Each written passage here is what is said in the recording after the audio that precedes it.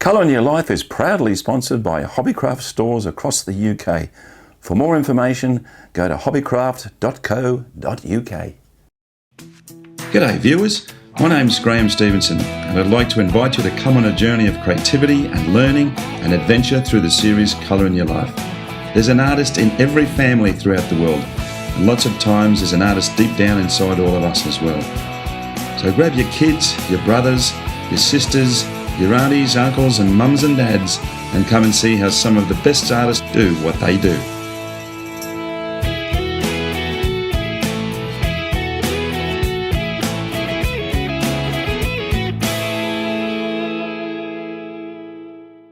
Okay folks, how are you? Well, welcome to the mountains of Snowdonia in Wales.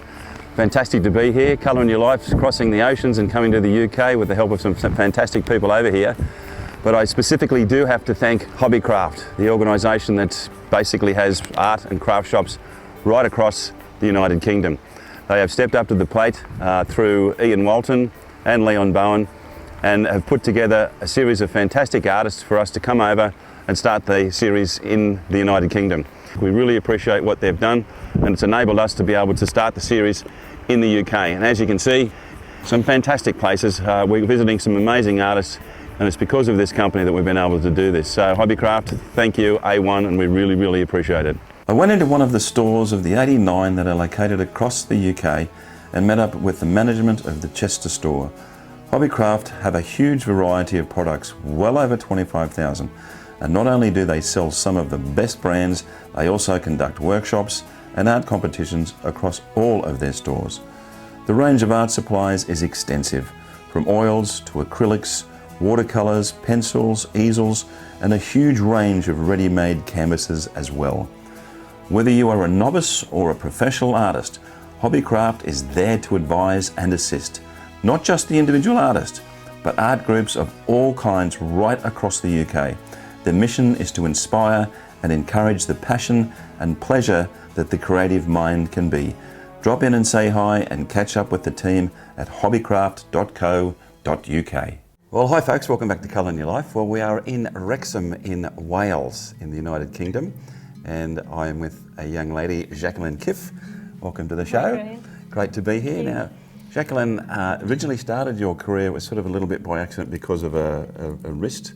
You broke your wrist. I broke my wrist. Yeah, got it quite a while back and it took a while to get over, but once you had done that, you actually started doing, to stop you from going mad, you started painting and drawing.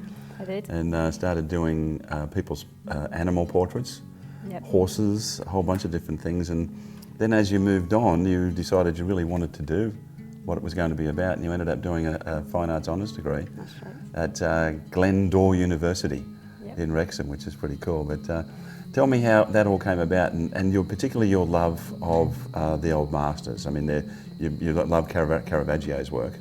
I do. And I think today you're probably going to take us through a little bit of what Caravaggio probably did in his own career, but tell me a little bit more about that. While I was at university, I was doing a lot of abstract painting. It's a fine art course, trying different techniques and different media, but in my heart of hearts, I know I'm a classical person. Sure. You know, so I wanted to research classical painting. I'd been to a Caravaggio exhibition in London, and I loved his paintings so much and I wanted to find out how he went about from start to finish creating his paintings.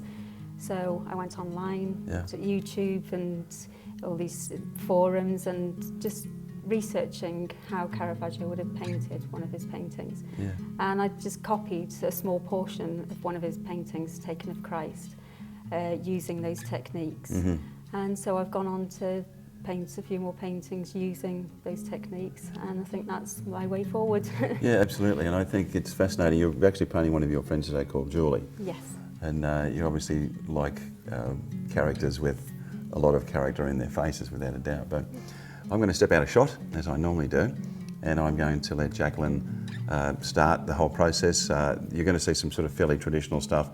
This is fine arts degree from university art, so and it's very traditional, very classical, but it's going to be very interesting. So I'll get out of shot and I'll let Jackie take over. Okay.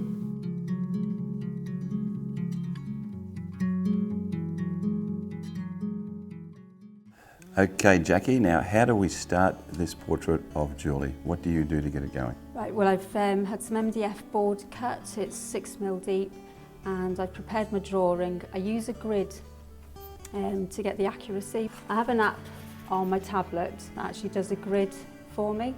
So I print off the picture with the grid on it already and then just transfer all the information over to my board. But there is also just on your basic package on tablet or phone, a sketching application, so you can actually turn a photograph into a sketch, gives you all your bold lines to transfer, so either or I would use, but the grid works for me best. It's using technology with the traditional approach. It is, yeah. That's pretty cool. And this is the photograph that I'm going to be working off. Okay. I like working off photographs because your image stays still. All the information's there, the colours are there. They don't change with lights and things like that. It's just easier for me to work off, makes more sense. Excellent. Okay, but I'm going up to A4, so I've printed onto an A4.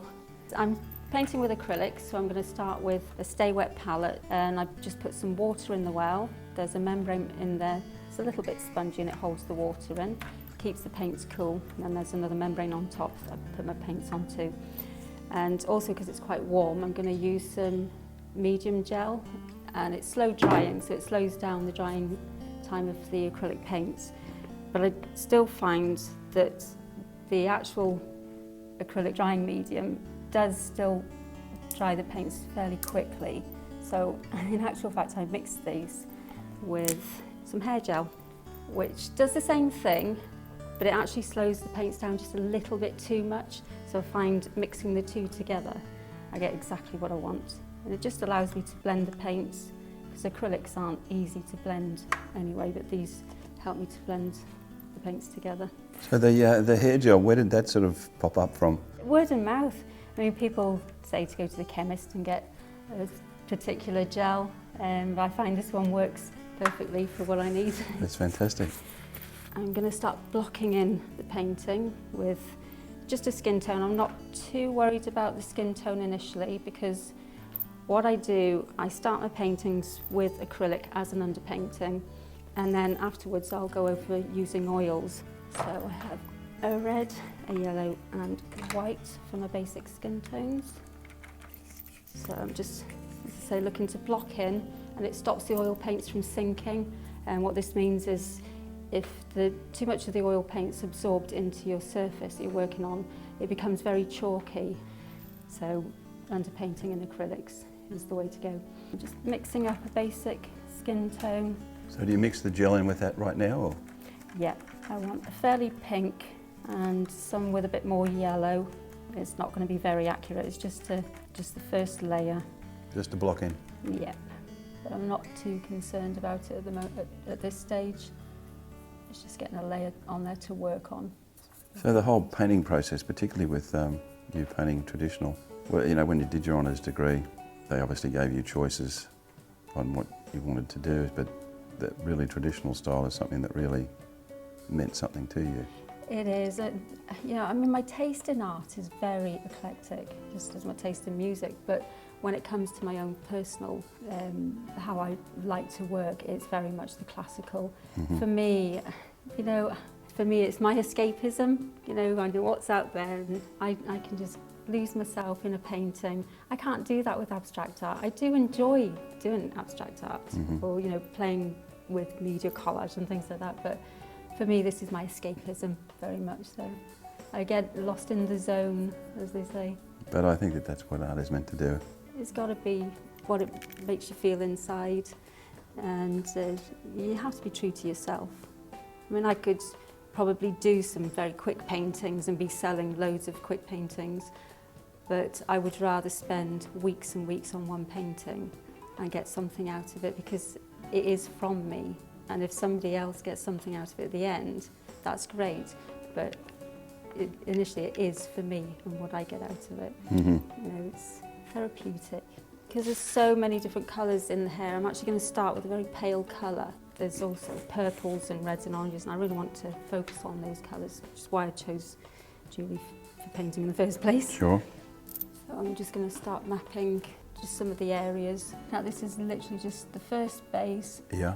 mapping out where I'm going to go. I like to work in glazes, Yeah. so I want to leave as much of the light as I can. So if I work in thin layers, I can start streaking out the underpainting, the undercolour. With the uni that you got your degree at, Galindor, beautiful old building. It is. You do work with mental health care for dementia patients. It started out as an 8-week course, but it just seemed so unfair to take it away from them after such a short time, so we requested to keep it running. So there's a small group of us goes in, and basically we've set up an art group for them, and it's about providing a positive atmosphere for them. So each time we come back, they may not remember our names, they may not even remember the activity that we did, but they will remember how they felt when they see us.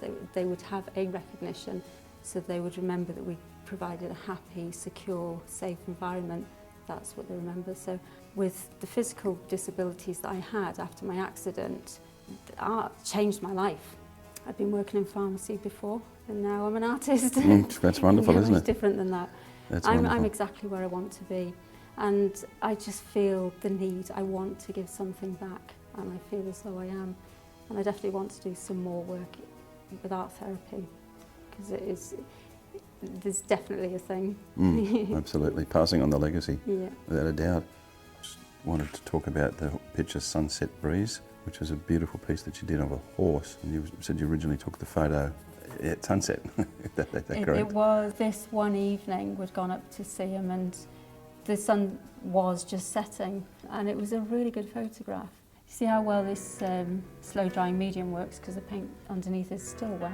Okay. Well, that's Normally good. it'd be dry by now. So you can still blend quite successfully, Yeah. with obviously keeping the acrylics moist all the Yes. way through.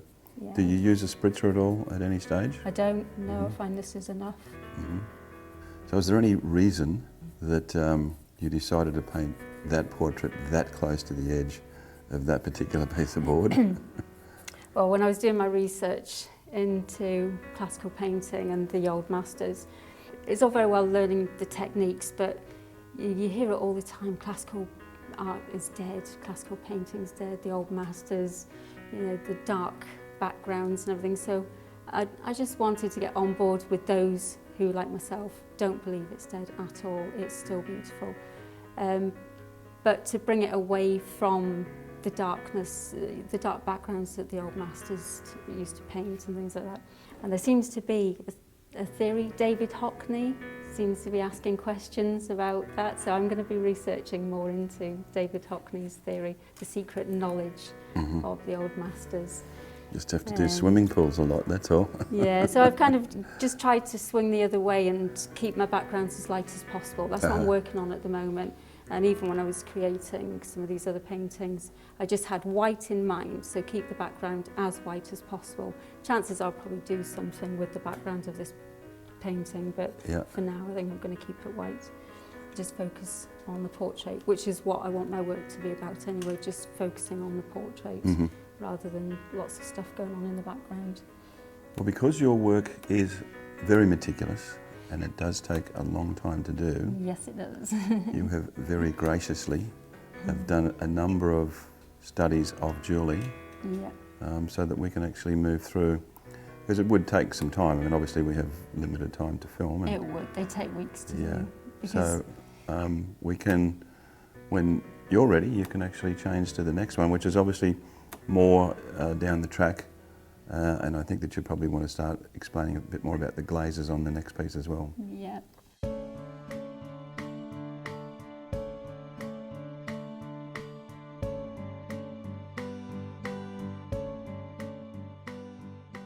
So I've moved on to another stage. I've done the painting in several stages because, as you can see, it does take a long time building up in thin layers. So I'm at a stage now where I've done the blocking in, and I've started to put in some of the glaze colours that I see in the photograph. So I'm just going to carry on with the glazing. I've set up some colours here. I've had a good look at the photograph and studied what colours I can see in the glazing, the purples, the oranges, etc. And I've set up these colours. I'm actually going to use liquin for these glazes now, because Liquid's usually used with oils, but it actually does work with acrylics if you don't use any water. If you don't mix it with any water. I can use white spirit, but it sticks better now. The water's just going to run off with every layer I start to put on top. It'll just start taking the underneath layers off. So the stickiness of the liquid, using that. Fantastic. Okay. That's a very interesting fact. It's something I just tried recently, yeah. So, and it works. Well, it obviously works, which is great. I think I'm going to start with some of these oranges. I love the orange. So we just want it to be a transparent colour. So those glazes, how long would they generally take to dry before you could actually come back over them again? The liquid can dry very, very quickly. Okay.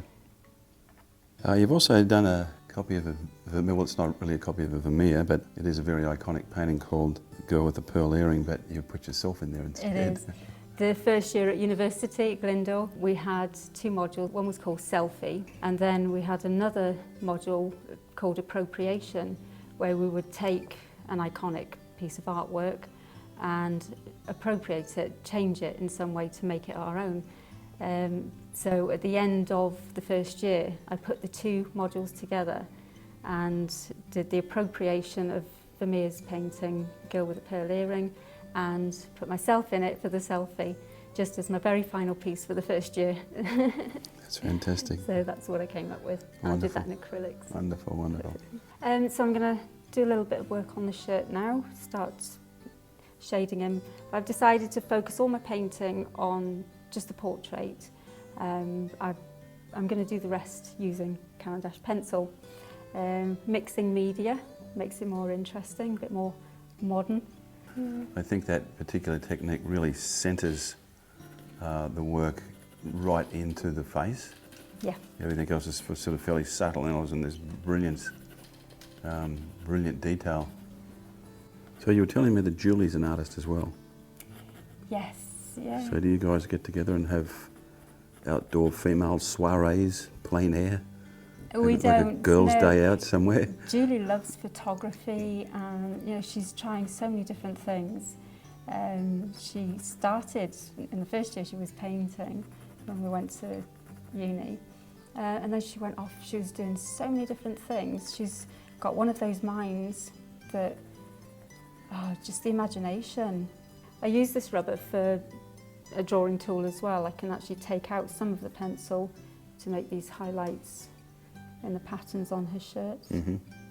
If I want to fade the colour, I'll just use again, Caran d'Ache, putty rubber. It's quite a nice contrast with the colours, isn't it? Yeah, actually it looks great. Up. Actually looks like an old master's study. For me, using pencils is a bit of a holiday. I can sit in front of the TV, there's no mess, just your pencil, your paper, a rubber, and it is like taking a break, doing graphite drawing. The technique that she's using at the moment is that the gesso board lends itself to particularly the pencil. Because if you were to do this with canvas, it probably wouldn't turn out as well. Now that I've tried the boards, I've gone off canvas. I prefer using the MDF boards. Mm-hmm. They don't move around. Nice and solid. You can actually you can poke the board. They're easy to put a frame on the back of and everything. Now you've got 2 pieces around you at the moment, Jackie, that are very textured. The one's called Time Changes, and the other one's called Life's Layers. Now the Time Changes one looks like you've actually got brickwork in there. How did you do that? That was a trip to a local DIY shop. It's just a sample of wallpaper. Oh, is that what it is? It is, and the other texture is a mixture of a thick gesso and builder's sand. There's been all sorts put into that. Oh, there you go. How about that? The And then you just sort of sanded the paper back, and then put the gesso in there to transit into the smoother area. Yeah. Oh, that's pretty good, isn't it? Collage. But I thought if I'm getting my classical painting, then you have to put some fine art into there as well. There you go. That's well done. Very well done. So now we're using a Q-tip. Yeah, another tool of the trade. Anything for blending. Yeah. So I think, Jackie, the great appeal about a lot of the work that you do is that it really is about the average man and woman on the street. It is. I made an error of doing my first oil portrait that I did. I'd chosen a photograph that was done by a professional photographer, and after I painted it, it was really flat. A photographer will see beauty in one way, but an artist will see it in another way.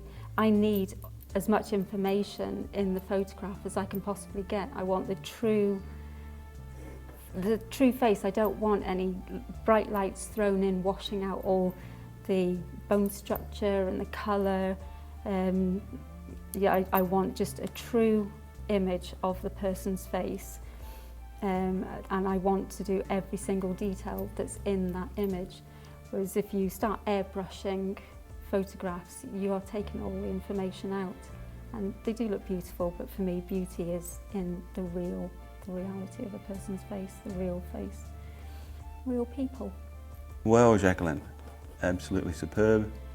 It's great to see that you've been able to show us all the way through your ability today and all of the amazing things that they taught you in university at Glendore here in Wales. Glendore School of Arts, Yeah, School Glendore of Creative Arts, they do everything here. That's fantastic, and obviously you can see all of this knowledge that you've gained has come out in this superb picture of a very good friend of yours called Julie. But thank you so much for being with us today and showing us your amazing skills. It was amazing. You're welcome, thank you.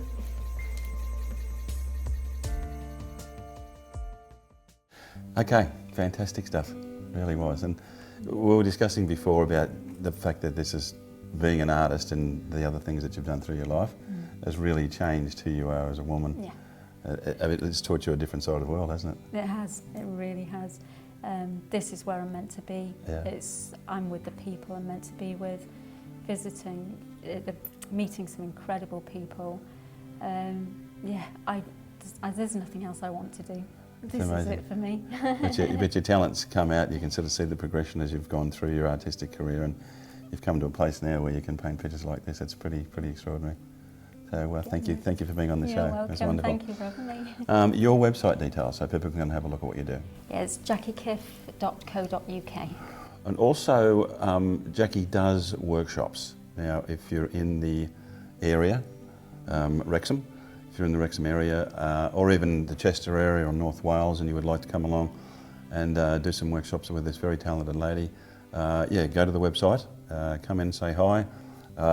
Just myself, just watching what Jackie was doing today, it's just quite amazing, and I think that you would get a great deal out of working with her. As I always say, colouryourlife.com.au, come in and see us, lots of things going on. And go to our YouTube page and subscribe button, wherever it might be. Subscribe to just keep up with all of the things we've got going on. Obviously this is CIYL UK, and our team's going to take over. Ian Walton and Leon Bowen are taking over after we head back to Australia, but we've got lots of people all over the world now that are coming part of this, so come along and be part of it as well. But we're going to head out here again. We're off into the mountains, which is pretty exciting, but as we always say, remember, make sure you put some colour in your life. See you later, guys. Bye now. Bye. Thank you.